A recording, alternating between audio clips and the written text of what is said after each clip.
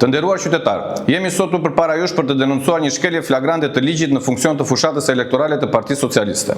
Ditën e djeshme, në fshatin Gjormë, njësia administrative Brataj, janë konstatuar punime të dyshimta rrugore të kryera nga mjetet të rënda betoni, në mungesë totale transparence, pa asnjë tabelë informuese dhe jashtë çdo procedure ligjore. Këto veprime gjallin dyshime serioze për shfrytëzimin e hapur të institucioneve publike për qëllime elektorale. Bashkia Selenicë, në drejtimin e kryebashkiakut Nertit Bellaj, i njohur për lidhjet e tij të ngushta me Partinë Socialiste dhe kandidatin për deputet të zonës Vullnet Sinaj, po përdor mjetet dhe burimet publike në mes të fushatës zgjedhore për të ndikuar votuesit, në kundërshtim të plot me ligjin dhe parimet e barazisë në garë.